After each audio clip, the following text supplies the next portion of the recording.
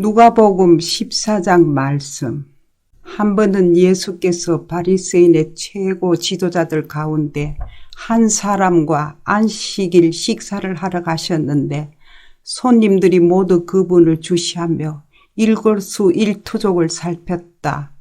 바로 그분 앞에 관절마디가 심하게 부은 사람이 있었다.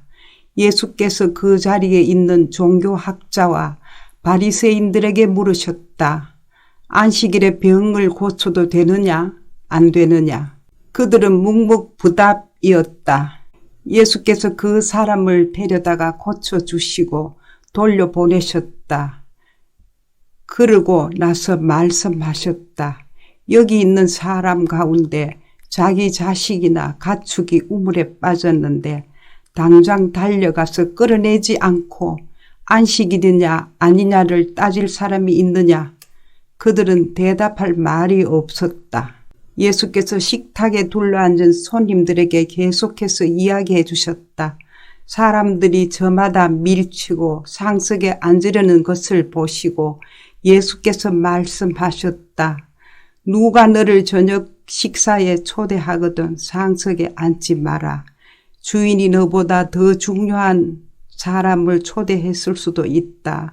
그런 경우에 주인이 와서 모든 사람 앞에서 큰 소리로 당신은 자리를 잘못 잡았소. 상석은 이 사람의 자리요 할 것이다. 그러면 너는 부끄러워 얼굴을 붉히며 마지막 남은 맨 끝자리로 가야 할 것이다. 저녁 식사에 초대를 받거든 맨 끝자리에 앉아라. 그러면 너를 초대한 사람이 와서 친구여 앞으로 나오시오 하고 반드시 말할 것이다. 그 일이 저녁 식사에 온 손님들에게 화제거리가 될 것이다. 내가 말한다. 너희가 거만한 태도로 다니면 결국 코가 납작해지고 말 것이다. 그러나 너희가 너희 있는 모습을 그대로 인정하면 자기 자신보다 큰 존재가 될 것이다. 예수께서 자기를 초대한 사람에게 말씀하셨다. 다음번에 내가 저녁 식사를 베풀거든 내 친구와 가족과 잘 사는 이웃들, 곧 호의를 갚을 사람들만 초대하지 마라. 한 번도 초대받지 못하는 사람들, 가난한 지역에 사는 소외된 사람들을 초대하여라. 그러면 내 자신이 복되고 또한 복을 경험하게 될 것이다. 그들은 호의에 보답할 수 없겠지만 하나님의 사람들이 부활할 때 그 호의에 대한 보답이 있을 것이다. 반드시 있을 것이다. 그 말에 손님 가운데 한 사람이 응답했다. 하나님 나라에서 저녁 만찬을 먹게 되는 사람은 정말 복이 있습니다. 예수께서 그 말을 이어받으셨다. 그렇다. 어떤 사람이 성대한 저녁 파티를 열어 많은 사람을 초대했다. 식사 시간이 되자 그는 초대받은 사람들에게 종을 보내 말했다. 오십시오. 음식이 다 준비되었습니다. 그러나 초대받은 사람들이 한 명씩 핑계를 대며 거절하기 시작했다. 한 사람은 나는 땅을 좀 쌌는데 가서 둘러봐야겠다. 미안하다고 전해라 하고 말했다.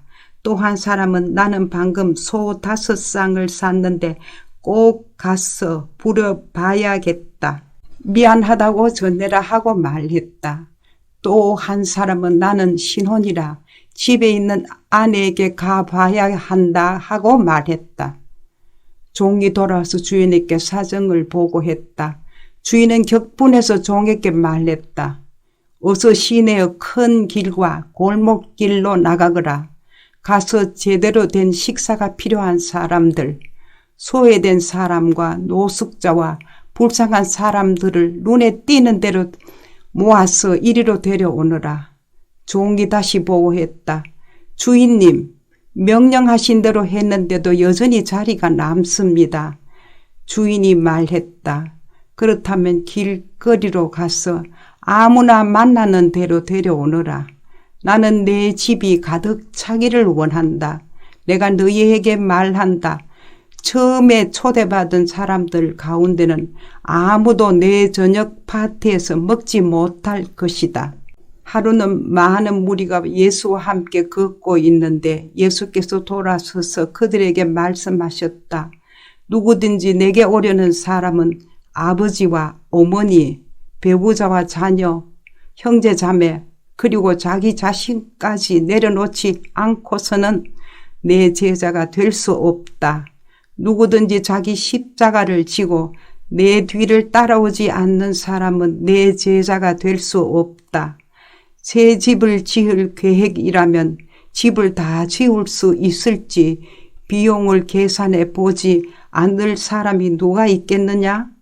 기초만 놓았는데 돈이 다 떨어졌다면 너희는 아주 어리석은 사람으로 보일 것이다. 지나가는 사람마다 이 사람이 끝내지도 못할 일을 벌였구나 하고 손가락질하며 너희를 비웃을 것이다. 또 너희는 병사 1만 명으로 병사 2만 명을 가진 왕을 당해낼 수 있을지 판단해 보지도 않고 전쟁에 나가는 왕을 상상할 수 있겠느냐? 만일 당해낼 수 없다고 판단하면 밀사를 보내 휴전을 맺지 않겠느냐? 간단히 말하겠다. 계획이든 사람이든 너희에게 가장 소중한 것과 기꺼이 작별할 각오가 없으면 너희는 내 제자가 될 수 없다. 소금은 좋은 것이다.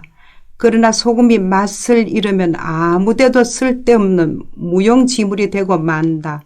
너희는 듣고 있느냐? 정말로 듣고 있느냐? 15장.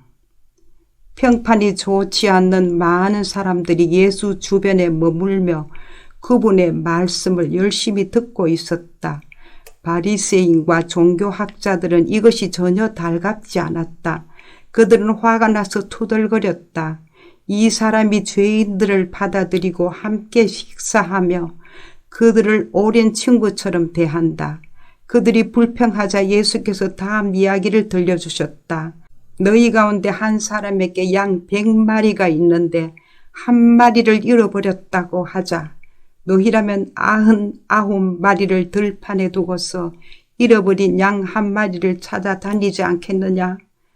그러다가 찾으면 너희는 그 양을 어깨에 메고 즐거워하며 집에 돌아와서는 친구와 이웃들을 불러 이렇게 말할 것이다. 나와 함께 축하합시다.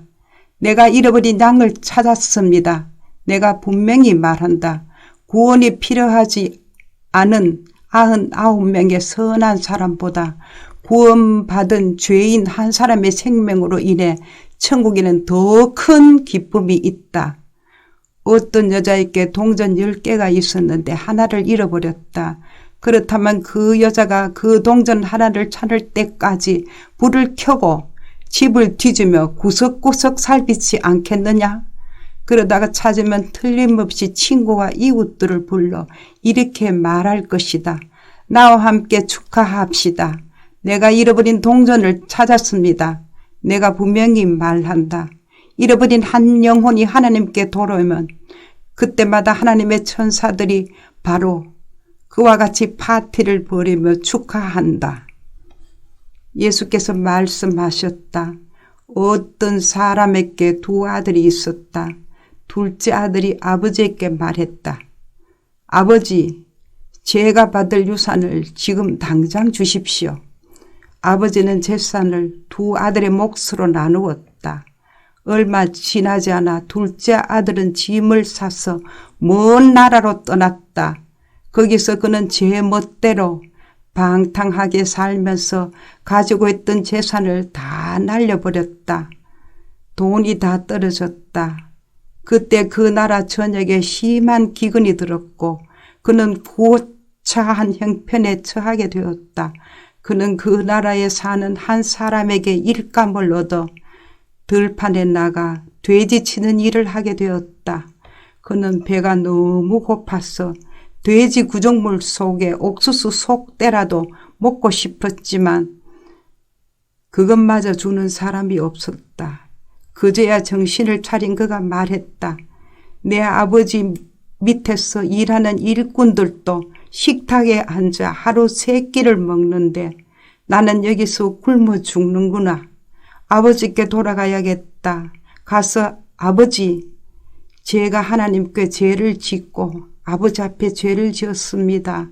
저는 아버지의 아들이라 불릴 자격도 없으니 저를 품꾼으로 받아주십시오 하고 말씀드리자 그는 바로 일어나서 아버지가 있는 집으로 갔다.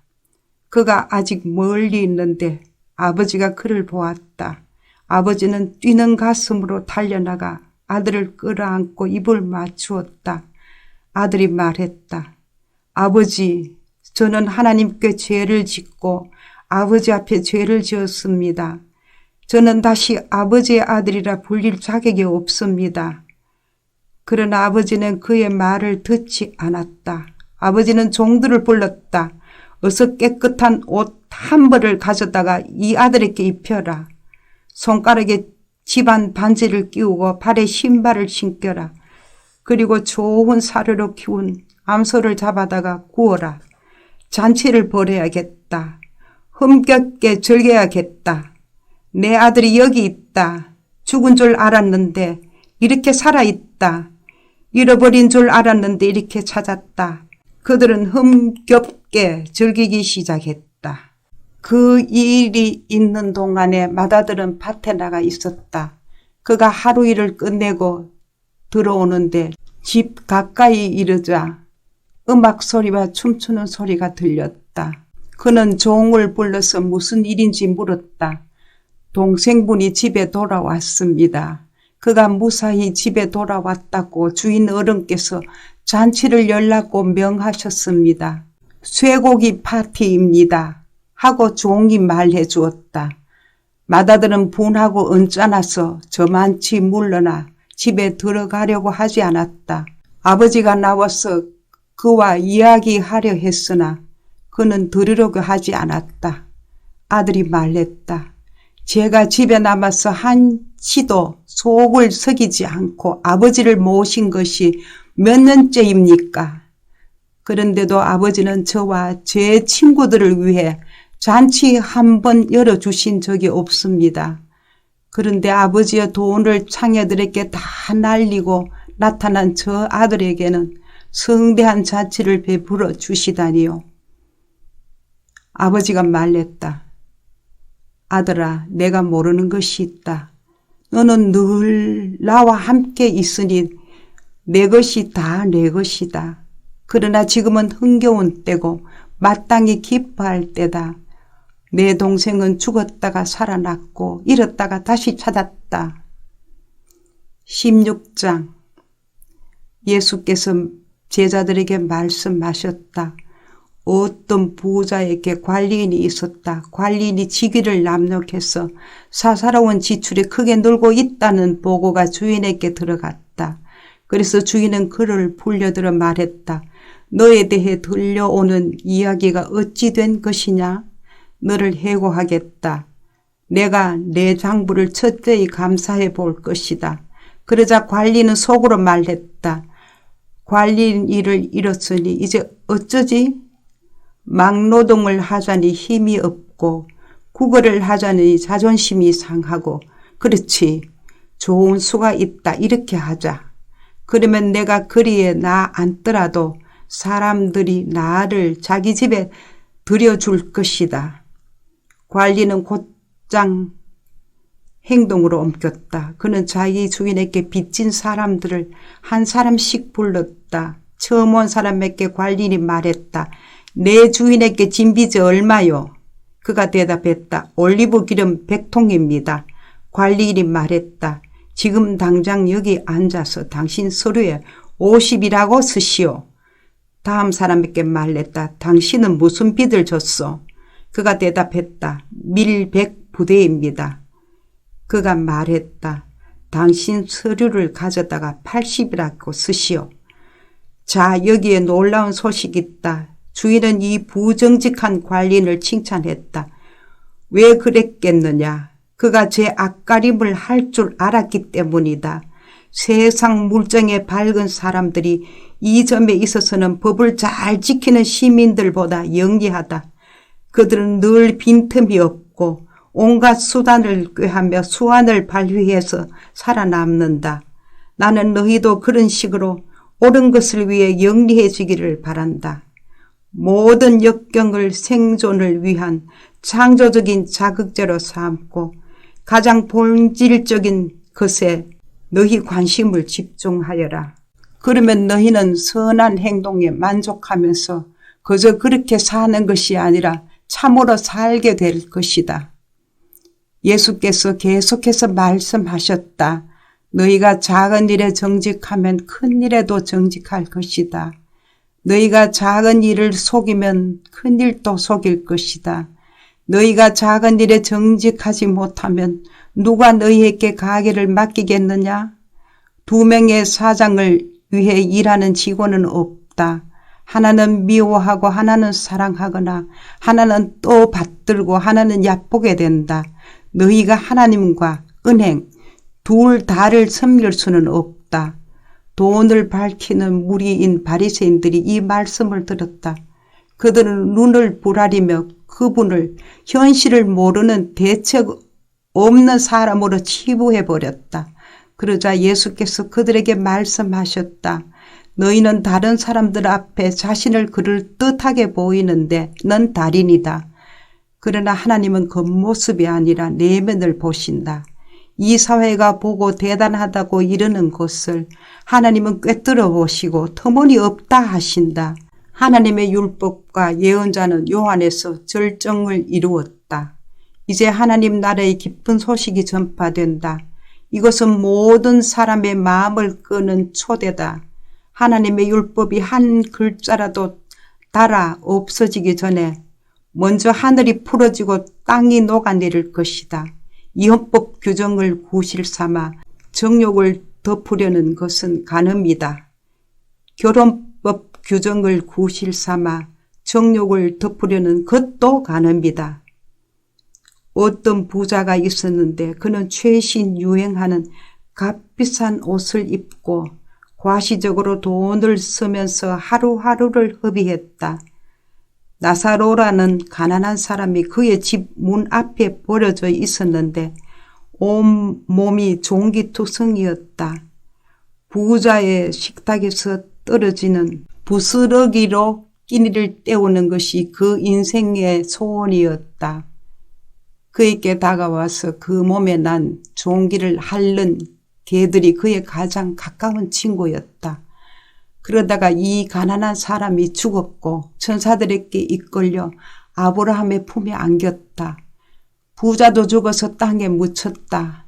지옥에서 고통받던 부자가 눈을 뜨러 멀리 있는 아브라함과 그 품에 안긴 나사로를 보았다. 그가 외쳤다. 아버지 아브라함이여 불쌍히 여기시고 자비를 베풀어 주십시오. 나사로를 보내서 그 손가락에 물을 찍어 제 혀를 시원하게 해 주십시오. 제가 이 불 속에서 몹시 괴롭습니다. 그러자 아브라함이 말했다. 얘야, 너는 사는 동안에 좋은 것을 받았고 나사로는 나쁜 것을 받았다는 사실을 기억하여라. 여기는 그렇지 않다. 여기서는 그가 위로를 받고 너는 고통을 받는다. 게다가 너희와 우리 사이에 큰 수렁이 있어서 우리 쪽에서 너희에게 가고 싶어도 갈 수 없고 너희 쪽에서도 아무도 우리에게 건너올 수 없다. 부자가 말했다. 그러면 아버지, 부탁이 있습니다. 5 형제가 있는 내 아버지 집으로 나사로를 보내주십시오. 그가 그들에게 진실을 알리고 경고해서 그들만큼은 이 고통의 자리에 오지 않도록 해 주십시오. 아브라함이 대답했다. 그들에게는 진실을 말해줄 모세와 예언자들이 있다. 그들한테 들으면 된다. 그가 말했다. 저도 압니다. 아버지 아브라함이여. 하지만 그들은 듣지 않습니다. 죽은 자들 가운데서 누군가 일어나 그들에게 간다면 그들도 자신들의 행실을 고칠 것입니다. 아브라함이 대답했다. 그들이 모세와 예언자들의 말을 듣지 않는다면 죽은 자들 가운데서 살아난 사람도 그들을 설득할 수 없을 것이다. 아멘.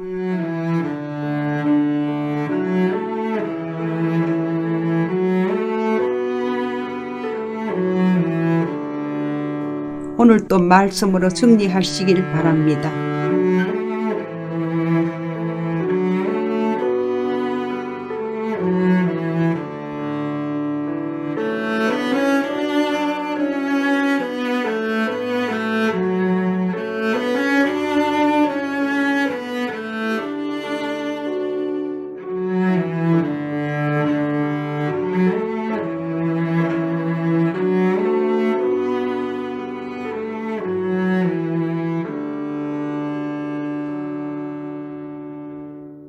누가복음 17장. 예수께서 제자들에게 말씀하셨다. 힘든 시련과 유혹이 오게 마련이지만 누구든지 그것을 초래하는 자는 불행하다. 이 사랑스런 어린 아이들 가운데 하나를 괴롭히느니 차라리 맷돌을 목에 두르고 깊은 바다를 헤엄치는 편이 낫다. 조심하여라. 내 친구가 잘못하는 것을 보거든 바로잡아 주어라. 그가 내 지적에 응하거든 용서하여라. 설령 너에게 하루에 7번 되풀이해서 잘못하더라도 그가 7번 미안하네, 다시는 그러지 않겠네 하거든 용서하여라. 사도들이 주님께 다가와서 말했다. 우리에게 더 큰 믿음을 주십시오. 그러자 주님께서 말씀하셨다. 너희에게 필요한 것은 더 큰 믿음이 아니라 더 큰 믿음도 없고 더 작은 믿음도 없다. 너희에게 나달 하나만한 믿음, 깨알만한 믿음만 있어도 너희가 이 뽕나무더러 가서 호수에 뛰어들라 하고 말할 수 있다. 너희가 말하면 그렇게 될 것이다. 너희 가운데 누가 종이 있는데 그 종이 밭을 갈거나 양을 치고 나서 들어왔다고 해보자. 너희라면 그의 겉옷을 받아주고 식탁을 차려주며 그에게 앉아서 먹으라 하겠느냐. 오히려 저녁을 준비하여라. 옷을 갈아입고 내가 커피를 다 마실 때까지 식탁에서 시중 들어라. 그런 다음에 부엌에 가서 저녁을 먹으라 하지 않겠느냐. 종이 당연히 해야 할 일을 했다고 특별히 감사를 받더냐. 너희도 마찬가지다. 너희는 당연히 해야 할 일을 끝내고 나서 일을 마쳤습니다. 명령하신 대로 우리가 했습니다. 하고 말하여라. 예수께서 예루살렘으로 가시는 길에 마침 사마리아와 갈릴리 경계를 넘어가셨다. 예수께서 한 마을에 들어가시다가 나병 환자 10명을 만나셨다. 그들은 거리를 두고 서서 목소리를 높여 외쳤다. 주 예수여, 우리를 불쌍히 여겨 주십시오. 예수께서 그들을 유심히 보시며 말씀하셨다. 제사장들에게 가서 너희 몸을 보여라. 그들은 갖고 가는 길에 그 몸이 깨끗해졌다. 그들 가운데 한 사람이 자기가 나은 것을 알고는 하나님께 소리 높여 감사하고 영광을 돌리며 가던 길을 되돌아왔다. 어떻게 다 감사해야 할지 몰랐던 그는 예수의 발 앞에 무릎을 꿇었다. 그는 사마리아 사람이었다. 예수께서 말씀하셨다. 10사람이 낫지 않았느냐? 9사람은 어디 있느냐? 돌아와서 하나님께 영광을 돌린 사람이 이 이방인 말고는 아무도 없느냐? 예수께서 그에게 말씀하셨다. 일어나 가거라. 내 믿음이 너를 낫게 하고 너를 구원했다. 바리새인들이 하나님 나라가 언제 오는지 따져 묻자 예수께서 대답하셨다. 하나님 나라는 너희가 달력을 보고 날짜를 세고 있다고 해서 오는 것이 아니다. 누가 여기를 보아라 하거나 저기 있다 한다고 해서 오는 것도 아니다. 이유가 무엇이겠느냐? 하나님 나라는 이미 너희 가운데 있기 때문이다. 예수께서 계속해서 제자들에게 말씀하셨다. 너희가 인자의 날들 중에 단 하루라도 보고 싶어 애타게 사모할 때가 오겠으나 보지 못할 것이다. 사람들이 너희에게 저기를 보아라 하거나 여기를 보아라 할 것이다. 그런 헛된 말에 절대 속지 마라. 너희가 보러 나간다고 해서 인자가 오는 것을 볼 수 있는 것은 아니다. 인자는 올 때가 되면 온다. 번개가 한 번만 쳐도 온 하늘이 환해지지 않느냐. 인자의 날도 그럴 것이다. 그러나 먼저 인자가 많은 고난을 당하고 이 시대 사람들에게 버림받아야 한다. 인자의 때도 노아의 때와 똑같을 것이다. 노아가 방주에 오르던 그날까지도 사람들은 모두 평소처럼 지내며 시시덕거리고 즐겼다. 홍수가 나서 모든 것을 쓸어버릴 때까지 그들은 아무런 낌새도 채지 못했다. 롯의 때도 마찬가지였다. 롯이 소돔에서 나오고 화염이 폭풍처럼 쏟아져 모든 것을 바싹 태우던 그날까지도 사람들은 평소대로 시시덕거리고 즐겼다. 인자가 나타나는 때도 그처럼 갑작스럽고 전면적일 것이다. 그 날이 올 때에 너희가 마당에서 일하고 있거든 무엇을 가지러 집으로 들어가지 마라. 밭에 나가 있거든 겉옷을 가지러 돌아가지 마라. 롯의 아내가 어떻게 되었는지 기억하여라. 너희가 너희의 목숨을 붙잡고 매달리면 목숨을 잃겠지만 그 목숨을 놓으면 하나님의 목숨을 얻을 것이다. 그날에 두 남자가 한 배에서 고기를 잡다가 한 사람은 데려가고 다른 한 사람은 남겨질 것이다. 두 여자가 한 부엌에서 일하다가 한 사람은 데려가고 다른 한 사람은 남겨질 것이다. 제자들이 이 모든 말씀을 받아들이던 마음에서 말했다. 주님, 어디에서 그런 일이 있겠습니까? 예수께서 그들에게 말씀하셨다. 독수리들이 맴도는 곳을 잘 보아라. 독수리들이 먼저 시체를 찾아낼 것이다. 그 일은 내 죽음 주위에서 시작될 것이다. 18장 예수께서 그들에게 끈질기게 기도하고 절대 포기하지 말아야 할 것을 가르치려고 이야기를 들려주셨다. 예수께서 말씀하셨다. 어떤 도시에 하나님을 전혀 의식하지 않고 사람들도 안중에 없는 재판관이 있었다. 그 도시에 사는 한 과부가 계속해서 그를 찾아왔다. 내 권리가 침해받고 있으니 나를 보호해 주십시오. 재판관은 그 과부를 거들떠 보지도 않았다. 그러나 과부가 계속해서 찾아오자 재판관은 이렇게 혼잣말을 했다. 나는 하나님이 어떻게 생각하는지 전혀 관심도 없고 사람들의 생각은 더 말할 것도 없다. 그런데 이 과부가 끝까지 나를 귀찮게 할 텐데 뭔가 조치를 취해서 이 여자가 정당한 대우를 받도록 해주는 편이 차라리 낫겠다. 그렇지 않으면 이 여자의 집요한 펀치에 내가 시퍼렇게 멍이 들고 말겠다. 주님께서 말씀하셨다. 너희는 이 불의한 재판관이 하는 말을 들었느냐? 그렇다면 너희는 도움을 구하며 끊임없이 부르짖는 택하신 백성을 위해 하나님이 개입하셔서 정의를 이루어 주시리라고 왜 생각지 않느냐? 하나님이 자기 백성의 권리를 지켜주시지 않겠느냐? 내가 보장한다. 하나님이 반드시 그렇게 해 주실 것이다. 그분은 질질 끌지 않으실 것이다. 그러나 인자가 다시 올 때에 그처럼 끈질긴 믿음을 이 땅에서 얼마나 찾을 수 있겠느냐? 자신의 도덕적 행위에 흡족해하며 자만심에 빠져서 보통 사람들을 업신여기는 사람들에게 예수께서 다음 이야기를 들려주셨다. 두 사람이 기도하러 성전에 올라갔다. 한 사람은 바리새인이고 다른 한 사람은 세금 징수원이었다. 바리새인은 자세를 잡고 이렇게 기도했다. 오 하나님, 내가 다른 사람과 같지 않으니 감사합니다. 강도나 사기꾼이나 가늠하는 자나 행여 이 세금 징수원과도 같지 않으니 감사합니다. 나는 일주일에 2번 금식하고 모든 수입의 11조를 드립니다. 한편 후미진 곳에 구부정하게 웅크려서 두 손으로 얼굴을 감싸고 있던 세금 징수원은 감히 고개도 들지 못한 채 말했다. 하나님, 불쌍히 여겨 주십시오. 이 죄인을 용서해 주십시오. 예수께서 설명을 덧붙이셨다. 하나님과 바른 관계가 되어 집으로 돌아간 사람은 다름 아닌 세금 징수원이다. 너희가 고개를 쳐들고 거만하게 다니면 결국 코가 납작해지고 말 것이다.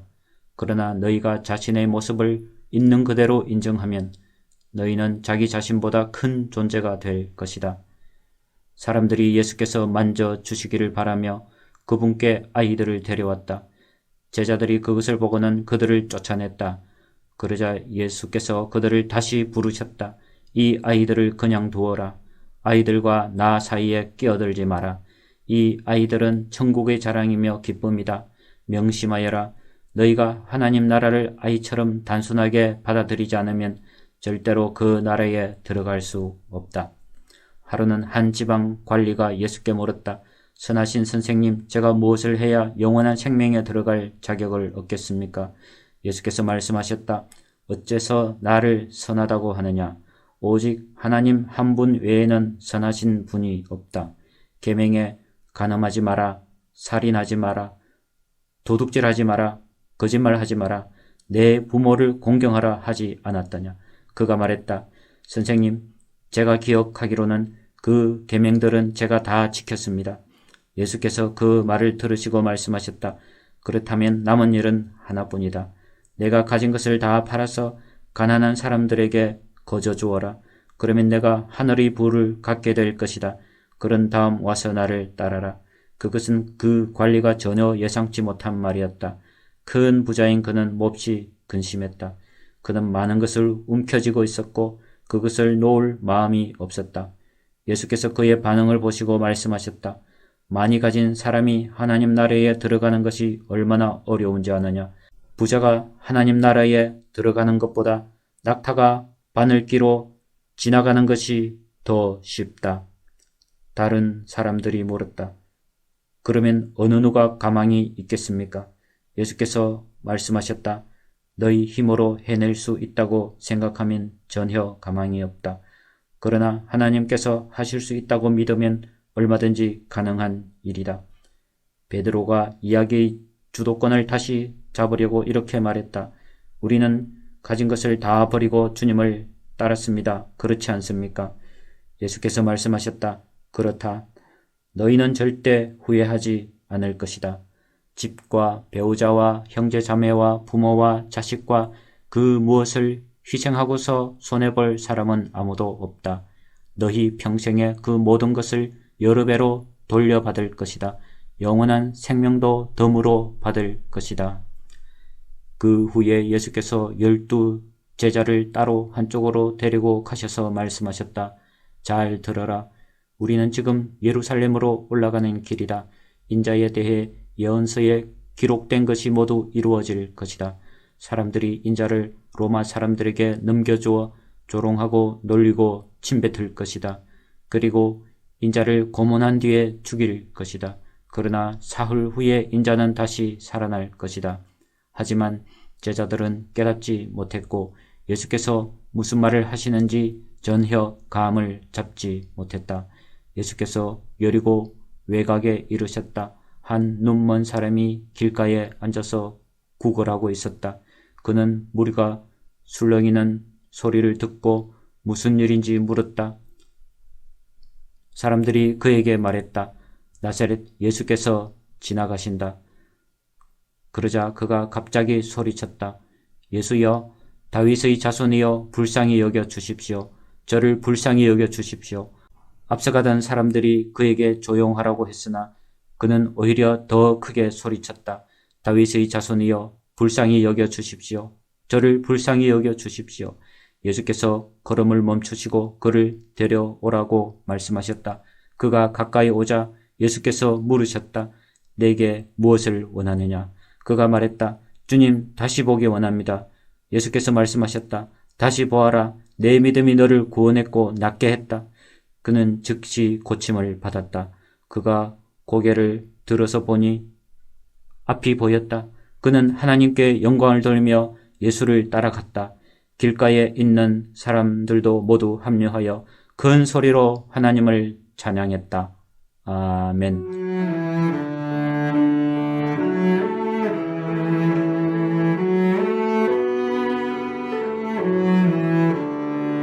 오늘도 말씀으로 승리하시기 바랍니다.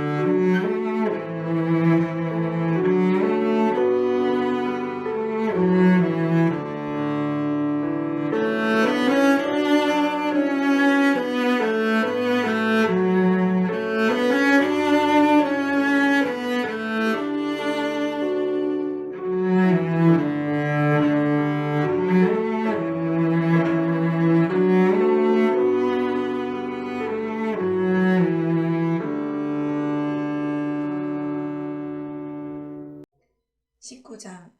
예수께서 여리고에 들어가 걷고 계셨다. 삭개오라는 사람이 거기에 있었는데 그는 세금 징수원의 우두머리이자 상당한 부자였다. 그는 예수를 보고 싶은 마음이 간절했으나 무리 때문에 시야가 가렸다. 키가 작아서 사람들 너머로 볼 수가 없었다. 그는 예수께서 지나가실 때 보려고 먼저 달려가 뽕나무에 올라갔다. 예수께서 나무 밑에 오셔서 올려다보며 말씀하셨다. 삭개오야, 어서 내려오너라. 오늘은 내가 내 집에서 묵어야겠다. 삭개오는 자신의 행운이 도저히 믿기지 않았다. 그는 나무에서 내려와 기쁜 마음으로 예수를 자기 집에 모셨다. 그 일을 본 사람들이 하나같이 붕괴하며 토달거렸다.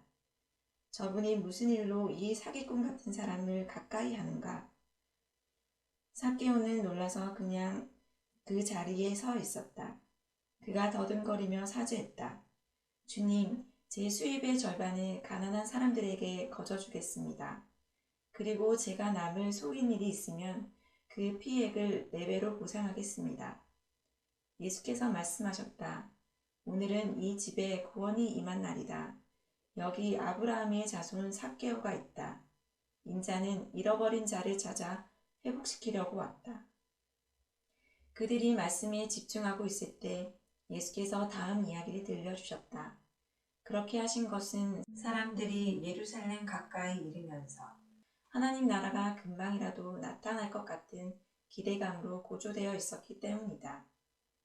왕가의 자손인 사람이 있었는데 그는 자신의 통치권을 위임받기 위해 멀리 본국까지 다녀와야 했다. 그는 먼저 종 10명을 한 곳에 불러 모아 각 사람에게 돈을 얼마씩 주면서 내가 돌아올 때까지 이 돈을 잘 운용하여라 하고 지시했다. 그런데 그곳 사람들은 그를 미워했다.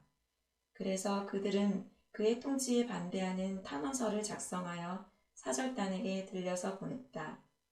우리는 이 사람이 우리를 다스리는 것을 원치 않습니다. 통치권을 위임받고 돌아온 그는 돈을 맡겼던 종 10명을 불러 그들이 돈을 어떻게 운용했는지 알아보았다. 첫 번째 종이 말했다. 주인님, 주인님의 돈을 2배로 늘렸습니다. 그가 말했다. 착한 종아, 잘했다. 내가 이 작은 일을 믿음직스럽게 해냈으니 내가 너를 10성읍을 다스리는 자로 삼겠다. 두 번째 종이 말했다. 주인님, 주인님의 돈으로 절반의 수익을 남겼습니다. 그가 말했다. 내가 내게 5성읍을 맡기겠다. 다음 종이 말했다. 주인님, 여기 주인님의 돈을 안전하게 가져왔습니다. 저는 그 돈을 지하실에 숨겨두었습니다. 솔직히 말씀드리면 저는 두려웠습니다. 제가 알기로 주인님의 기준이 높고 적당히 하는 것을 싫어하며 어리석은 짓을 용서하지 않으십니다. 그가 말했다. 내 말대로 나는 어리석은 짓을 용서하지 않는다. 그런데 너는 어리석은 짓을 했구나. 왜 너는 그 돈을 안전한 곳에라도 투자하지 않았느냐. 그랬더라면 조금이라도 이득을 보았을 것이다. 그가 거기 서 있는 사람들에게 말했다. 이 자의 돈을 빼앗아 내 돈을 2배로 늘린 종에게 주어라. 그들이 말했다. 하지만 주인님, 그 사람은 이미 2배를 가지고 있습니다. 그가 말했다. 내 말이 그 말이다. 너희가 목숨을 걸면 상상도 못할 만큼 많이 받게 된다. 그러나 안전에 급급하면 빈털터리가 되고 만다. 나의 통치에 반대하는 탄원을 했던 이 원수들을 여기서 끌어내어라. 다시는 여기서 그들의 얼굴을 보고 싶지 않다. 이 말씀을 하시고 나서 예수께서 곧장 예루살렘으로 향하셨다. 올리브산에 있는 벳바게와 베다니에 이르렀을 때 예수께서 2 제자를 보내시며 지시하셨다. 맞은편 마을로 가거라. 들어가서 보면 아직 아무도 타보지 않은 나귀 3개가 줄에 매여 있을 것이다. 줄을 풀어서 끌고 오너라. 왜 그러시오 하고 누가 묻거든 이 나귀의 주님께서 필요로 하십니다 하여라. 두 제자가 가서 보니 예수께서 말씀하신 그대로였다. 그들이 나귀 새끼에 줄을 풀고 있는데 나귀의 주인들이 말했다.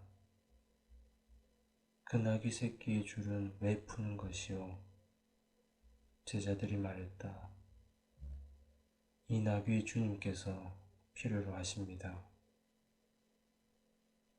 제자들이 나귀 새끼를 예수께로 끌고 와서 그 위에 자기 겉옷을 펴고 그분을 태웠다. 예수께서 나귀에 오르시자 사람들이 길 위에 자기 겉옷을 펼치며 그분을 대대적으로 환영했다.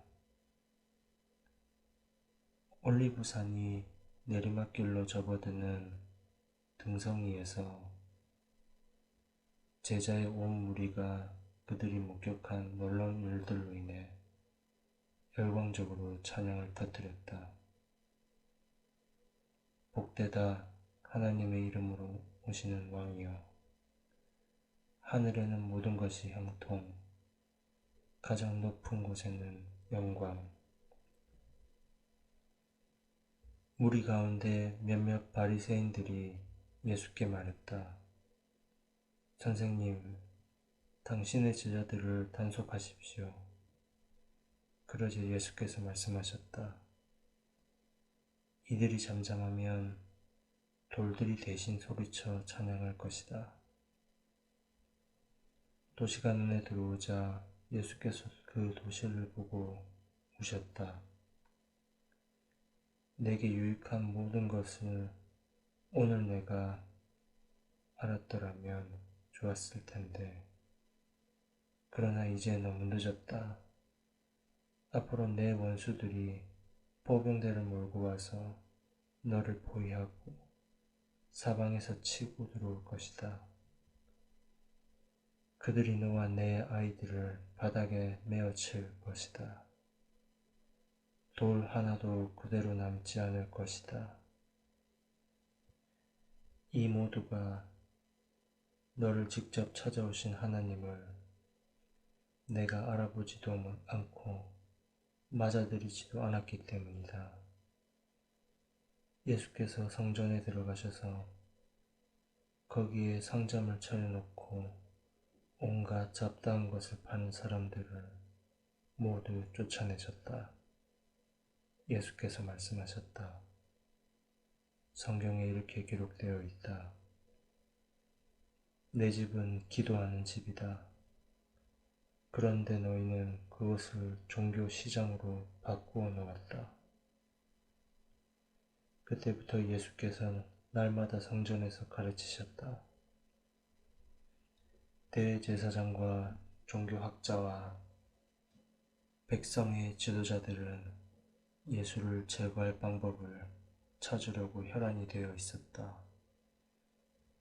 그러나 그분의 말씀을 한마디라도 놓칠세라 경청하는 백성 때문에 그들도 어찌할 수 없었다.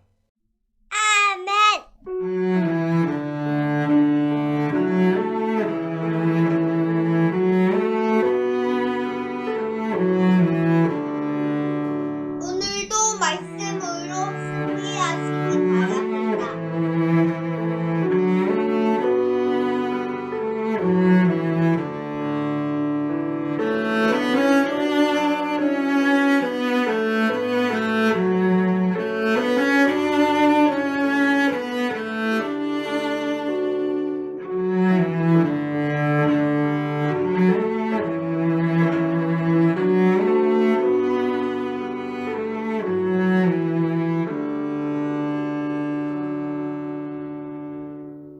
누가복음 20장. 하루는 예수께서 성전에서 백성을 가르치며 메시지를 선포하고 계셨다. 대제사장과 종교학자와 지도자들이 그분께 맞서며 따졌다. 당신의 신임장을 보여주시오. 누구의 권한으로 이렇게 말하고 행동하는 겁니까? 예수께서 대답하셨다. 먼저 한 가지 묻겠다. 요한의 세례에 관한 것인데 그것이 누구에게서 온 권한이냐? 하늘이냐? 사람이냐? 그들은 자기들이 궁지에 몰린 것을 알아차리고는 뒤로 물러나서 모여서 수군거렸다. 하늘이라고 하면 왜 요한을 믿지 않았느냐고 물을 것이고, 사람이라고 하면 요한을 하나님의 예언자로 굳게 믿고 있는 백성이 우리를 갈기 찢어 놓을 것이다.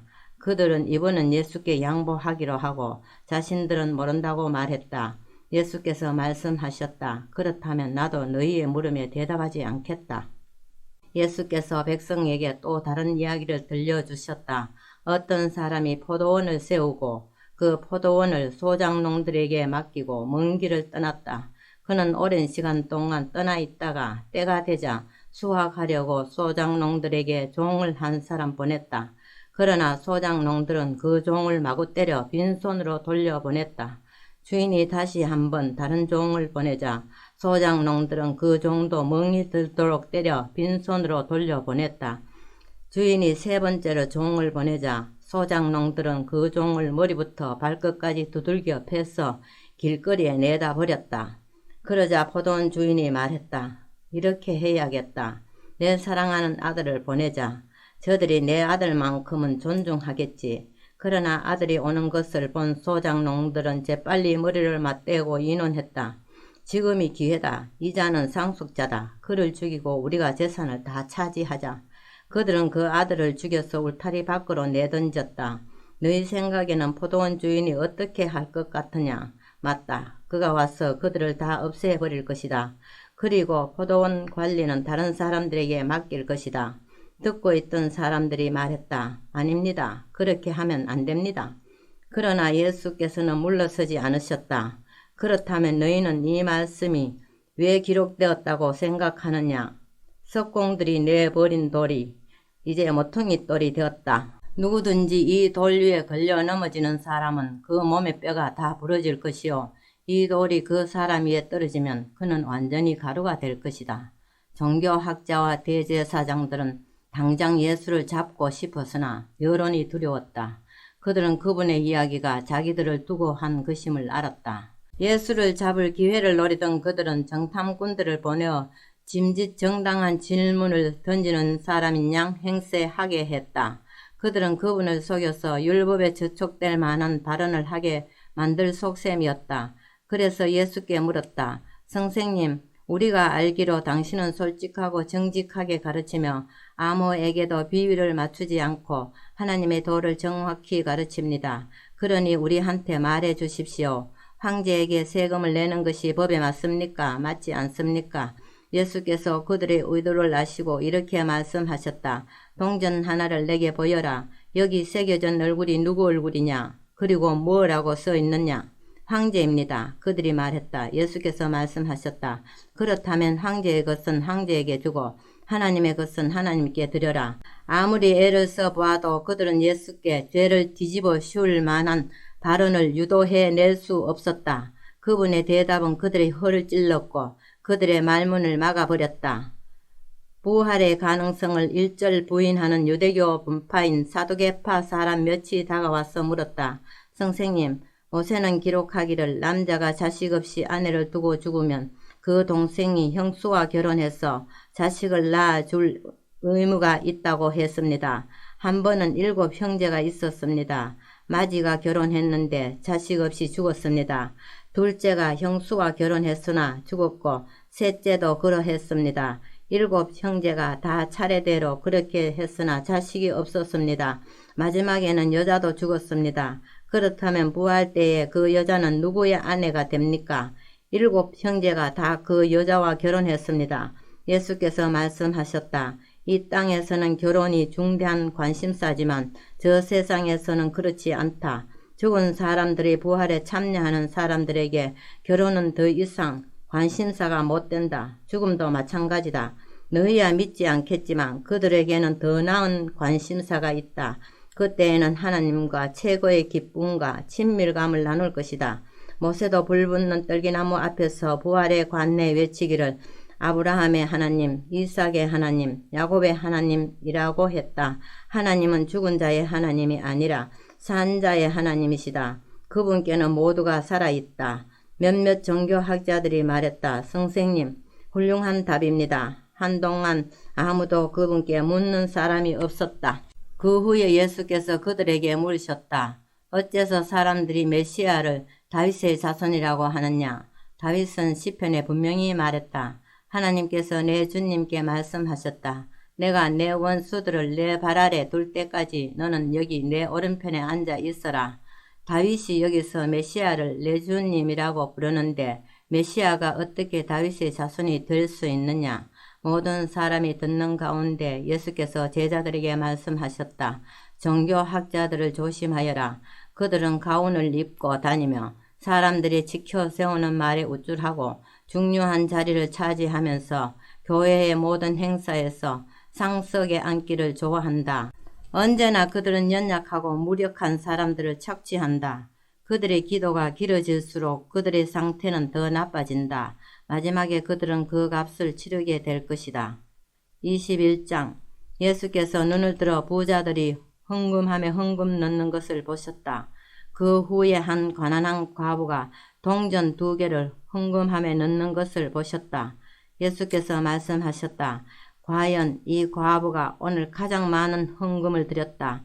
다른 사람들은 아깝지 않을 만큼 헌금했지만 이 여자는 자기 형편보다 넘치도록 드렸다. 자신의 전부를 드린 것이다. 하루는 사람들이 모여서 성전에 대해 이야기하고 있었다. 그들은 성전이 정말 아름답고 성전의 석조물과 기념헌물들이 수려하다고 말했다. 예수께서 말씀하셨다. 너희가 그토록 감탄하는 이 모든 것, 이 성전의 돌 하나하나가 결국 자네 더미가 되고 말 것이다. 그들이 예수께 물었다. 선생님, 그런 일이 언제 일어나겠습니까? 그런 일이 일어나려고 할 때 우리에게 어떤 징조가 있겠습니까? 예수께서 말씀하셨다. 사이비 종말론자들을 조심하여라. 많은 지도자들이 정체를 숨기고 나타나서 내가 그다라고 하거나 또는 종말이 가까이 왔다고 주장할 것이다. 그런 말에 절대 속지 마라. 전쟁과 폭동의 소문이 들리거든 당황하지 말고 침착하여라. 그것은 역사에 늘 반복되는 일일 뿐 아직 종말의 징조는 아니다. 예수께서 계속 말씀하셨다. 나라와 나라가 싸우고 통치자와 통치자가 싸우는 일이 계속될 것이다. 곳곳마다 큰 지진이 있을 것이다. 기근도 있을 것이다. 너희는 이따금 하늘이 무너지는 것 같을 것이다. 그러나 이런 일이 일어나기 전에 사람들이 너희를 체포하고 박해하며 법정과 감옥으로 끌고 갈 것이다. 세상이 살벌해져서 내 이름을 전한다는 이유로 모두가 너희를 물어뜯을 것이다. 너희는 결국 증인석에 서서 증언을 하도록 요구받을 것이다. 너희는 그 일로 걱정하지 않겠다고 지금 결심하여라. 내가 너희에게 말과 지혜를 줄 것이니 너희를 고소하는 자들 모두가 맞서도 너희 말을 이기지 못할 것이다. 심지어 부모와 형제와 친척과 친구들마저 너희를 넘겨줄 것이다. 너희 가운데 일부는 죽임을 당할 것이다. 나 때문에 너희를 미워할 사람이 누구인지 아무도 모른다. 그렇더라도 너희 몸과 영혼의 사소한 모든 것까지 심지어 너희의 머리카락까지도 내가 보살핀다. 너희는 아무것도 잃지 않을 것이다. 그대로 견뎌라. 그것이 너희가 해야 할 일이다. 끝까지 견뎌라. 그러면 너희는 절대 후회하지 않을 것이고 결국 구원을 받을 것이다. 군대가 예루살렘을 둘러 진친 것을 보거든 너희는 예루살렘의 멸망이 가까운 줄 알아라. 그때에 너희가 유대에 살고 있거든 산으로 달아나거라. 도시에 있거든 빨리 빠져나가거라. 밭에 나가 있거든 겉옷을 가지러 집으로 가지 마라. 그날은 징벌의 날이다. 그날에 대해 기록된 것이 다 이루어질 것이다. 특히 임산부와 젖먹이는 어머니들이 힘들 것이다. 끔찍한 고통, 맹렬한 진노다. 사람 목숨이 파리 목숨이 될 것이다. 사람들이 감옥으로 끌려갈 것이다. 나라들이 그 맡은 일을 끝내기까지 예루살렘은 이방인들의 발에 짓밟힐 것이다. 마치 지옥이 온통 풀려난 것처럼 보일 것이다. 해와 달과 별과 땅과 바다가 열한하여 온 세상 모든 사람이 공포에 질릴 것이다. 파멸의 위협 앞에서 사람들의 숨이 막히고 권력자들은 두려워 떨 것이다. 그때에야 사람들이 인자가 성대하게 환영받으며 오는 모습을 보게 될 것이다. 영광스러운 환영일 것이다. 이 모든 일이 벌어지기 시작하거든 일어서거라. 고개를 들고 당당히 서거라. 구원이 가까이 온 것이다. 예수께서 이야기를 들려주셨다. 무화과 나무를 보아라. 다른 나무도 다 마찬가지다. 잎이 나기 시작하면 너희는 한 번만 보아도 여름이 가까이 다가온 줄 안다. 이 일도 마찬가지다. 이런 일이 일어나는 것을 보거든 하나님 나라가 가까이 온 줄 알아라. 이것은 가볍게 여길 일이 아니다. 내가 지금 하는 말은 어느 훗날의 세대에게만 주는 말이 아니라 이 세대에게도 주는 말이다. 이 일들은 반드시 이루어진다. 하늘과 땅은 닳아 없어져도 내 말은 닳아 없어지지 않을 것이다. 너희는 조심하여라. 너희의 예민한 기대감이 파티와 음주와 쇼핑 때문에 무뎌지지 않게 하여라. 그렇지 않으면 그날이 불시에 너희를 덮치고 덫과 같이 갑자기 너희를 잡을 것이다. 그날은 모든 곳에서 모든 사람에게 동시에 임할 것이다. 그러니 너희는 무엇을 하든 방심하지 마라. 닥쳐올 모든 일을 끝까지 견뎌내고 마침내 인자 앞에 설 힘과 분별력을 얻도록 끊임없이 기도하여라. 예수께서는 낮이면 성전에서 가르치시고 밤이면 나가서 올리브 산에서 지내셨다. 모든 백성이 새벽같이 일어나 성전으로 가서 그분의 말씀을 들었다. 아멘.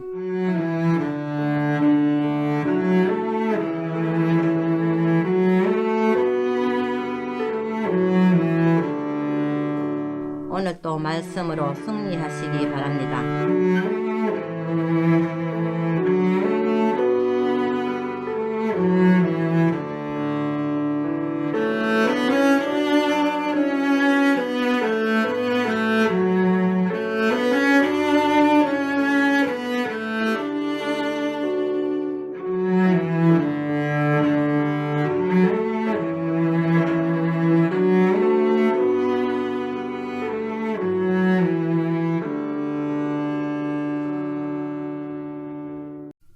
누가복음 22장. 유월절이라고 하는 무교절이 다가왔다. 대제사장과 종교학자들은 예수를 없앨 방도를 찾고 있었으나 백성이 두려운 나머지 자신들의 행동을 숨길 방법도 함께 찾고 있었다. 그때에 사탄이 12제자 가운데 하나인 가롯 유다에게 들어갔다. 그는 다른 제자들을 떠나 대제사장들과 성전 경비대에게 가서 예수를 넘길 방법을 함께 의논했다. 그들은 자신들의 행운이 믿기지 않았고 그에게 두둑이 보상하기로 약속했다. 유다는 그들과 약속을 하고서 그때부터 무리의 눈을 피해 예수를 넘길 방도를 찾기 시작했다.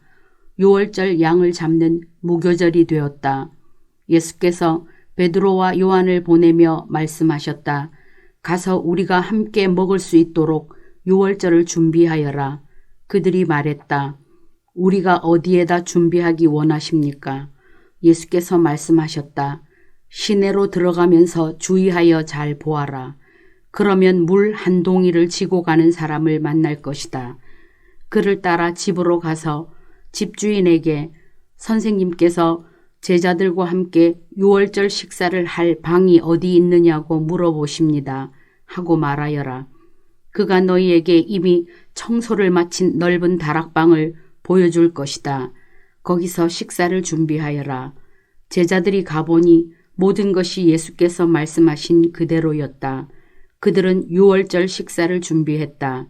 시간이 되자 예수께서 자리에 앉으시고 모든 사도가 함께 앉았다. 예수께서 말씀하셨다. 내가 고난의 때에 들어가기 전에 너희와 이 유월절 식사를 함께 하기를 얼마나 기다렸는지 너희는 모를 것이다. 우리가 하나님 나라에서 다 함께 먹기까지는 이것이 내가 먹는 마지막 유월절 식사다. 예수께서 잔을 들어 축복하시고 말씀하셨다. 이 잔을 받아 돌아가면서 나누어 마셔라. 하나님 나라가 올 때까지 내가 다시는 포도주를 마시지 않을 것이다. 예수께서 빵을 들어 축복하시고 떼어서 그들에게 주시며 말씀하셨다. 이 빵은 너희를 위해 주는 내 몸이다. 나를 기념하여 이 빵을 먹어라.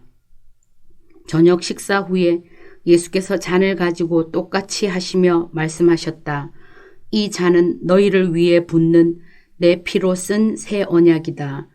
나를 배반할 사람의 손이 지금 이 식탁 위에 있는 것을 너희는 아느냐? 인자는 이미 정해진 길을 가는 것이니 이것이 전혀 뜻밖의 일은 아니다. 그러나 인자를 배반하여 넘겨줄 그 사람에게는 오늘이 파멸의 날이다.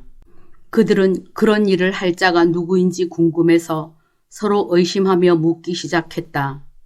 제자들이 자기들 가운데 누가 가장 크게 될지를 두고 말다툼을 벌였다. 그러자 예수께서 개입하셨다. 왕들은 위세 부리기를 좋아하고 권세 가진 사람들은 거창한 호칭 달기를 좋아한다. 너희는 그래서는 안 된다. 너희 가운데 선배는 후배처럼 되고 지도자는 종의 역할을 맡아라. 저녁 식사를 하는 사람과 시중 드는 사람 가운데 너희는 어느 쪽이 되고 싶으냐? 너희라면 시중 받으면서 식사를 하고 싶지 않겠느냐? 그러나 나는 너희 가운데서 섬기는 자리에 있었다. 너희는 크고 작은 시련 중에도 끝까지 나에게 충실했다. 이제 나는 내 아버지께서 내게 주신 왕의 권세를 너희에게 준다. 그리하여 너희는 내 나라에서 내 식탁에 앉아 먹고 마시며 하나님 백성의 회중 가운데서 책임을 감당할 힘을 얻게 될 것이다. 시몬아, 방심하지 마라. 사탄이 밀에서 결을 가려내듯이 너희 모두를 내게서 떼어놓으려고 안간 힘을 썼다. 시몬아, 내가 굴복하거나 지쳐 쓰러지지 않도록 내가 특히 너를 위해 기도했다. 내가 시험의 시기를 다 통과하거든 내 동료들이 새 출발을 할 수 있도록 도와주어라. 베드로가 말했다. 주님, 주님과 함께라면 저는 무엇이든지 할 각오가 되어 있습니다.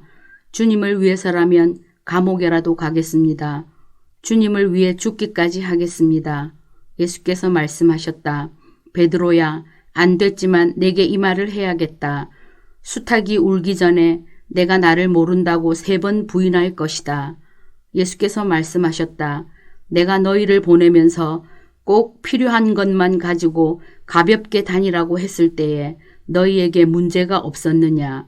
그들이 말했다. 물론입니다. 아무 문제 없이 잘 지냈습니다. 예수께서 말씀하셨다. 이번에는 다르다. 고난에 대비하여라. 힘든 시기가 닥쳐올 테니 필요한 것을 챙겨라. 너희 겉옷을 전당 잡혀서 칼을 구하여라. 그는 범죄자들과 한 무리로 여겨졌다고 기록된 성경 말씀의 최종 의미는 나에게서 완성된다. 나에 대해 기록된 모든 것이 이제 결말로 다가가고 있다. 제자들이 말했다. 보십시오. 주님 칼 2자루가 있습니다. 그러자 예수께서 말씀하셨다. 그만하면 됐다. 칼 이야기는 그만하자. 예수께서 거기를 떠나 전에 자주 다니시던 올리브 산으로 가셨다. 제자들이 그분을 따라갔다. 그곳에 이르자 예수께서 말씀하셨다. 유혹에 넘어가지 않도록 기도하여라. 예수께서 그들을 떠나 돌을 던져 닿을 만한 거리에 가셨다.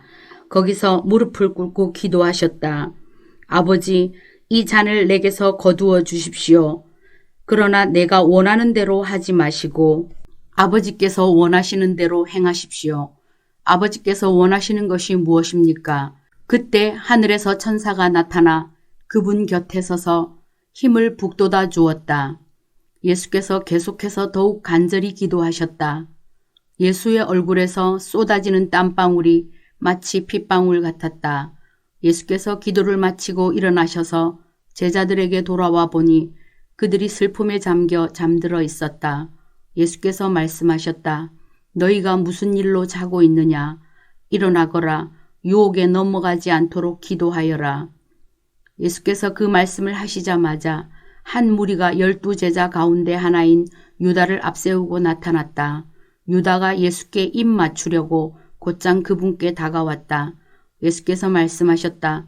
유다야, 내가 입맞춤으로 인자를 팔려고 하느냐? 예수와 함께 있던 이들이 사태를 보고 말했다.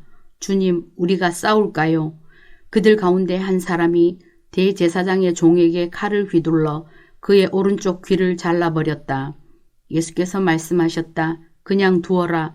그러고는 종의 귀를 만져 낫게 해주셨다. 예수께서 거기에 온 사람들, 곧 대제사장과 성전 경비대와 종교 지도자들에게 말씀하셨다. 내가 위험한 범죄자라도 되는 것처럼 칼과 몽둥이로 내게 덤벼들다니 이게 무슨 짓이냐. 내가 날마다 성전에서 너희와 함께 있었지만 너희는 내게 손 하나 대지 않았다. 그러나 이제 너희 뜻대로 하여라. 지금은 어두운 밤이요 어두운 시간이다. 그들이 예수를 체포해서 대제사장의 집으로 끌고 갔다.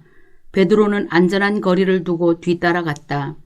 사람들이 안뜰 한가운데서 불을 피우고 둘러앉아 불을 쬐고 있었다. 불가에 앉아있던 여종 하나가 베드로를 알아보았다.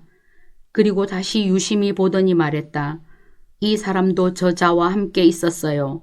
베드로가 부인했다. 여자여, 나는 그를 알지도 못하오. 조금 있다가 다른 사람이 베드로를 알아보고 말했다. 너도 저들과 한패다. 그러나 베드로는 잡아댔다. 이 사람아, 나는 아니라고. 1시간쯤 후에 또 다른 사람이 아주 단호하게 말했다. 이 사람은 저자와 함께 있었던 것이 틀림없소.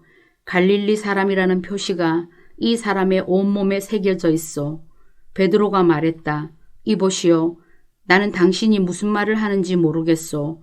바로 그때 베드로가 마지막 말을 끝마치기 전에 수탉이 울었다. 그때에 주님께서 고개를 돌려 베드로를 바라보셨다. 베드로는 수탉이 울기 전에 내가 나를 3번 부인할 것이다 라고 하신 주님의 말씀이 생각났다. 그는 밖으로 나가서 하염없이 흐느껴 울고 또 울었다. 예수를 맡은 자들이 그분을 마구 때리며 조롱하기 시작했다. 그들은 예수께 눈 가리개를 씌우고 놀렸다. 이번에 너를 친 사람이 누구냐? 그들은 그분을 가지고 신나게 놀았다. 아침이 되자 백성의 종교 지도자와 대제사장과 종교학자들이 다 모여서 예수를 최고의회 앞으로 끌고 갔다. 그들이 말했다. 내가 메시아냐? 예수께서 대답하셨다. 내가 그렇다고 해도 너희는 나를 믿지 않을 것이다. 내가 너희 질문이 무슨 뜻이냐고 물어도 너희는 대답하지 않을 것이다. 내가 할 말은 이것이다. 이제 후로는 인자가 하나님의 오른편 권능의 자리에 앉게 될 것이다. 그들이 일제히 말했다. 그러면 내가 하나님의 아들이라고 한 주장을 스스로 인정하는 것이냐? 그 말을 계속하는 사람은 너희다. 예수께서 말씀하셨다. 그러자 그들이 마음을 정했다. 우리에게 무슨 증거가 더 필요하겠소? 우리가 들은 것처럼 이 자는 자기 입으로 하나님의 아들이라고 말한 것이나 다름없소. 아멘.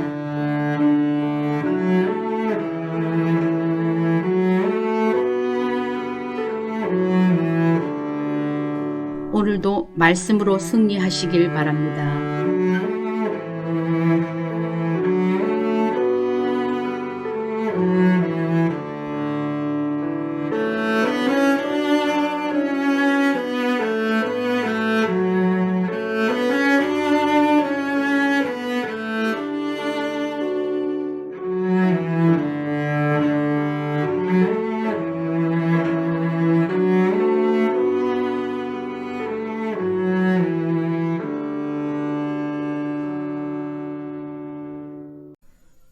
누가복음 23장. 그 후에 그들 모두가 예수를 빌라도에게 끌고 가서 고발하기 시작했다. 그들은 말했다. 우리가 보니 이 사람은 우리의 법과 질서를 허물고 황제께 세금 바치는 것을 방해하고 스스로 메시아 왕이라고 말했습니다. 빌라도가 예수께 물었다. 내가 유대인의 왕이라는 이 말이 사실이냐? 예수께서 대답하셨다. 그것은 내 말이 아니라 내 말이다. 빌라도는 대제사장들과 함께한 무리에게 말했다. 나는 아무 잘못도 못 찾겠소. 내가 보기에 이 자는 죄가 없는 인물 같소. 그러나 그들은 맹렬했다. 그 사람은 갈릴리에서부터 시작해서 이제는 온 유대 곳곳에서 평화를 어지럽히고 자신의 가르침으로 백성 가운데 불안을 조장하고 있습니다. 그는 평화를 위협하는 인물입니다. 빌라도가 그 말을 듣고 물었다. 그러니까 이 사람이 갈릴리 사람이란 말이요? 빌라도는 예수가 본래 헤롯의 관할이라는 것을 알고는 헤롯에게 책임을 떠넘겼다. 마침 헤롯은 며칠간 예루살렘에 와 있었다. 헤롯은 예수가 나타나자 기뻐했다. 그는 오래전부터 예수를 보고 싶어 했고 그물에 대한 이야기를 귀가 닳도록 들어왔다. 그는 예수가 무슨 대단한 일을 행하는 것을 보고 싶어 했다. 헤롯은 예수께 질문을 퍼부었으나 예수께서는 대답이 없으셨다. 한마디도 하지 않으셨다. 그러나 대제사장과 종교학자들은 곁에 서서 저마다 한마디씩 신나라고 격한 소리로 그분을 고발했다. 헤롯은 크게 기분이 상해 예수를 자극했다. 헤롯의 병사들도 합세해서 조롱하고 비아냥거렸다. 그러고는 공들여 만든 왕의 복장을 그분께 입혀서 빌라도에게 돌려보냈다. 전에는 생전 가까이 하지 않던 헤롯과 빌라도가 그날은 둘도 없는 사이가 되었다. 빌라도가 대제사장과 통치자와 다른 사람들을 불러 놓고 말했다. 여러분은 이 사람이 평화를 어지럽힌다고 해서 나에게 데려왔소. 내가 여러분 모두가 보는 앞에서 그리 신문해 보았으나 여러분의 고발을 뒷받침할 만한 것을 하나도 찾지 못했소. 헤롯 왕도 혐의를 찾지 못해 이렇게 무혐의로 돌려보냈소. 이 사람은 죽을 만한 일은 고사하고 아무 잘못도 없는 것이 분명하오. 그러니 조심하라고 경고해서 이 사람을 풀어주겠소. 그러자 무리가 격해졌다. 그 자를 죽이시오. 우리에게 바라바를 주시오. 바라바는 그 도시에서 폭동을 일으키고 살인을 저지른 죄로 감옥에 갇혀 있었다. 그럼에도 빌라도는 예수를 놓아주고 싶어서 다시 분명히 말했다. 그러나 그들은 계속 소리쳤다. 십자가에 못 박으시오. 그 자를 십자가에 못 박으시오. 빌라도가 세 번째로 나섰다. 그러나 무슨 제목 때문이오. 나는 이 사람한테서 죽일 만한 죄를 찾지 못했소. 조심하라고 경고해서 이 사람을 풀어주겠소. 그러나 무리는 고함을 치면서 예수를 십자가에 못 박으라고 막무가내로 우겼다. 결국 그들의 고함 소리가 빌라도의 말문을 막았다. 빌라도는 잠자코 그들의 뜻을 들어주었다. 그는 폭동과 살인죄로 감옥에 갇혀있던 사람을 풀어주고 예수를 그들에게 넘겨주어 그들이 원하는 대로 하게 했다. 그들이 예수를 끌고 가다가 마침 시골에서 올라오던 구레네 사람 시몬에게 십자가를 지워 예수의 뒤를 따르게 했다. 큰 무리가 뒤를 따랐고 여자들도 함께 따라가면서 슬피 울었다. 예수께서 여자들을 돌아보며 말씀하셨다. 예루살렘의 딸들아, 나를 위해 울지 마라. 너희와 너희 자녀들을 위해 울어라. 사람들이 이렇게 말할 날이 올 것이다. 임신하지 못하는 여자는 복되다. 아이를 낳아보지 못한 태는 복되다. 젖을 먹인 적 없는 가슴은 복되다. 그때 사람들이 산에다 대고 우리 위로 무너져 내려라 하고 언덕에다 대고 우리를 덮어버려라 하고 외칠 것이다. 사람들이 살아있는 푸른 나무에도 그렇게 하는데 말라버린 나무에는 어떻게 할지 상상이 되느냐. 다른 죄수 두 사람도 사형을 받으러 예수와 함께 끌려갔다. 해골 언덕이라는 곳에 이르러 그들이 예수를 십자가에 못 박았다. 두 죄수도 하나는 그분 오른쪽에 다른 하나는 왼쪽에 못 박았다. 예수께서 기도하셨다. 아버지, 이 사람들을 용서해 주십시오. 이 사람들은 자기들이 무슨 일을 하는지 모릅니다. 그들은 주사위를 던져 예수의 옷을 나눠 가졌다. 사람들이 거기 서서 예수를 구경했고 주모자들도 비웃으며 말했다. 저가 다른 사람들은 구원했는데 자기 자신도 구원하는지 보자. 하나님의 메시아라고 선택받은 자라고. 아하. 병사들도 다가와 예수를 조롱하고 비웃었다. 그들은 신 포도주로 그분께 건배를 제안했다. 유대인의 왕이여, 너나 구원해 보아라. 예수의 머리 위에는 이 사람은 유대인의 왕이라고 쓴 팻말이 붙어 있었다. 함께 달린 죄수 가운데 한 사람도 그분을 저주했다. 너는 대단한 메시아가 아니냐. 너를 구원해 보아라. 우리를 구원해 보라고. 그러나 다른 죄수가 그의 말을 막았다. 너는 하나님이 두렵지도 않느냐. 이분은 너와 똑같은 일을 당하고 있다. 우리야 처벌받는 것이 마땅하지만 이분은 그렇지 않다. 이분은 이런 처벌을 받을 만한 일을 하신 적이 없다. 그러고 나서 그가 말했다. 예수님, 당신의 나라에 들어가실 때에 저를 기억해 주십시오. 예수께서 말씀하셨다. 걱정하지 마라. 내가 그렇게 하겠다. 오늘 내가 나와 함께 낙원에 있을 것이다. 어느덧 정오가 되었다. 온 땅이 어두워졌고 그 어둠은 이후 3시간 동안 계속되었다. 칠흑 같은 어둠이었다. 성전의 휘장 한가운데가 찢어졌다. 예수께서 큰 소리로 부르짖으셨다. 아버지, 내 생명을 아버지 손에 맡깁니다. 그 말을 하시고 예수께서 숨을 거두셨다.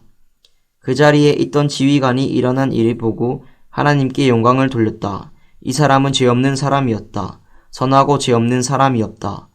그 광경을 구경하려고 모인 사람들도 실제로 일어난 일을 보고는 모두 비탄에 잠긴 채 집으로 돌아갔다. 예수를 잘 아는 사람들과 갈릴리에서부터 그분을 따라온 여자들은 숙연한 마음으로 멀찍이 서서 지켜보았다. 유대 최고의회 의원으로 요셉이라는 사람이 있었는데 그는 마음이 선하고 성품이 어진 사람이었다. 그는 의회의 계획과 행동에 찬성하지 않았다. 유대인 동네 아리마대가 고향인 그는 하나님 나라를 간절히 기다리며 살아온 사람이었다. 그가 빌라도에게 가서 예수의 시신을 거두게 해달라고 정했다. 요셉은 그분을 십자가에서 내려 세마포 수위에 싸서 아직 아무도 사용한 적이 없는 바위를 깎아서 만든 무덤에 그분을 모셔두었다. 그날은 안식일 전날이었고 안식일이 막 시작될 무렵이었다. 갈릴리에서부터 예수를 늘 따라다닌 여자들이 뒤따라가서 예수의 시신을 모셔둔 무덤을 보았다. 그러고는 돌아가서 장례용 향료와 향유를 준비했다. 그들은 계명대로 안식일에 조용히 쉬었다. 24장 일요일 새벽에 여자들은 미리 준비해 두었던 장례용 향료를 가지고 무덤으로 갔다. 그들은 무덤 입구를 막은 돌이 옮겨져 있는 것을 발견하고 안으로 들어갔다. 그런데 안에 들어가 보니 주 예수의 시신이 보이지 않았다. 그들은 어찌된 영문인지 몰라 당황했다. 그때 온몸에 광채가 나는 두 사람이 갑자기 나타나 그들 곁에 섰다. 여자들은 두려워서 엎드려 경배했다. 그들이 말했다. 어째서 너희는 살아계신 분을 무덤에서 찾고 있느냐? 그분은 여기 계시지 않고 다시 살아나셨다. 너희가 갈릴리에 있을 때에 그분께서 자기가 죄인들에게 넘겨져 십자가에서 죽임을 당하고 사흘 후에 살아나야 한다고 말씀하신 것을 기억하느냐? 그때서야 여자들은 예수의 말씀이 생각났다. 그들은 무덤에서 돌아와 이 모든 소식을 11 제자와 나머지 사람들에게 전했다. 막달라 마리아와 요한나와 야고보의 어머니 마리아와 함께 있던 다른 여자들이 사도들에게 계속 이야기했으나 사도들은 그들의 말을 한마디도 믿지 않았다. 그들은 여자들이 지어낸 말이라고 생각했다. 그러나 베드로는 벌떡 일어나 무덤으로 달려갔다. 그가 몸을 구부려 안을 들여다보니 보이는 것이라고는 수위가 전부였다. 그는 이상하게 여겨 고개를 저으며 돌아갔다. 바로 그날에 그들 가운데 두 사람이 예루살렘에서 11km쯤 떨어진 엠마오라는 마을로 걸어가고 있었다. 그들은 그동안 일어난 모든 일을 되돌아보며 깊은 대화를 나누고 있었다. 그들이 한참 묻고 말하는 중에 예수께서 다가오셔서 그들과 함께 걸으셨다. 그러나 그들은 그분이 누구신지 알아보지 못했다. 예수께서 물으셨다.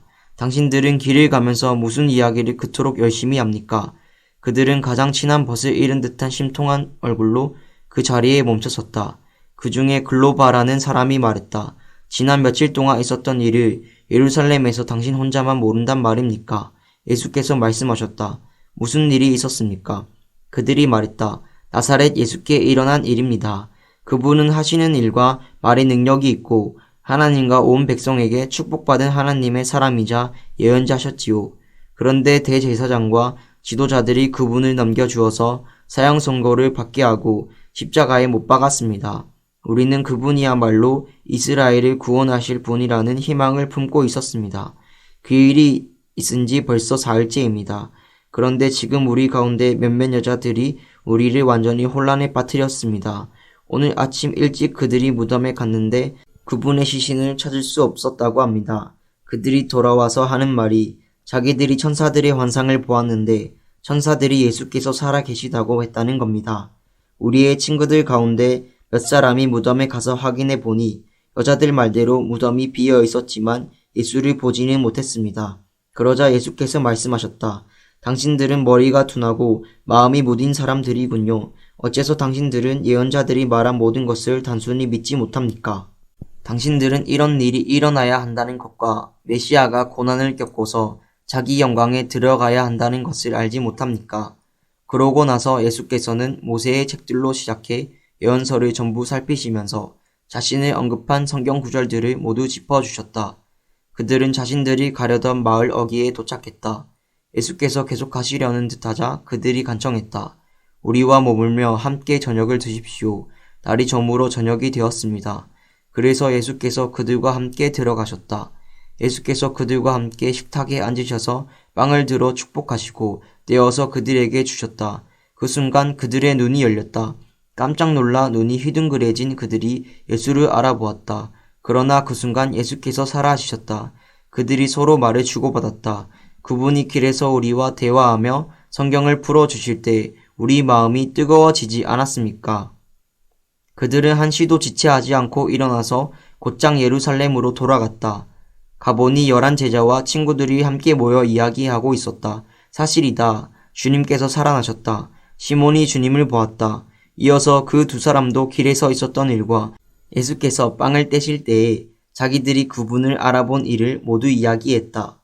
그들이 이런 이야기를 하고 있는데 예수께서 그들 앞에 나타나 말씀하셨다. 너희에게 평안이 있기를. 그들은 자기들이 유령을 보고 있는 줄 알고 잔뜩 겁을 먹었다. 예수께서 그들에게 말씀하셨다. 당황하지 마라. 그리고 이 모든 의심에 휩쓸리지도 마라. 내 손을 보고 내 발을 보아라. 정말로 나다. 나를 만져보아라. 머리부터 발끝까지 나를 잘 보아라. 유령은 이런 근육과 뼈가 없다. 이렇게 말씀하시며 그들에게 자신의 손과 발을 보여주셨다. 그들은 자기 눈으로 보면서도 여전히 믿을 수가 없었다. 너무 좋아서 믿기지 않았다. 예수께서 물으셨다. 여기에 먹을 것이 좀 있느냐? 그들은 요리해둔 생선 한 토막을 그분께 드렸다. 예수께서는 그것을 받아 그들이 보는 앞에서 드셨다. 예수께서 말씀하셨다. 내가 너희와 함께 있을 때에 나에 대해 기록한 모세의 율법과 예언서와 시편의 모든 것이 이루어져야 한다고 말했다. 예수께서는 계속해서 그들이 하나님의 말씀을 깨닫도록 이해력을 넓혀 주시고 성경을 어떻게 읽어야 하는지 설명해 주셨다. 그분께서 말씀하셨다. 너희가 아는 것처럼 이렇게 기록되어 있다. 메시아가 고난을 겪고 사흘째 되는 날에 죽은 자들 가운데서 살아나며 죄 용서를 통한 전적인 삶의 변화가 이곳 예루살렘에서부터 시작해 모든 민족에게까지 그분의 이름으로 선포될 것이다. 너희는 그것을 보고 들은 첫 증인들이다. 이제 이 다음부터가 매우 중요하다. 내 아버지께서 약속하신 것을 내가 너희에게 보내주겠다. 너희는 그분이 오셔서 위로부터 오는 능력을 입을 때까지 이 성에 머물러 있어라. 예수께서 그들을 데리고 성에서 나가 베다니로 가셨다. 예수께서 손을 들어 그들을 축복하시고 그들을 떠나 하늘로 들려 올라가셨다. 그들은 무릎을 꿇고 그분께 경배하고 터질 듯한 기쁨을 안고 예루살렘으로 돌아왔다. 그들은 하나님을 찬양하면서 모든 시간을 성전에서 보냈다. 아멘.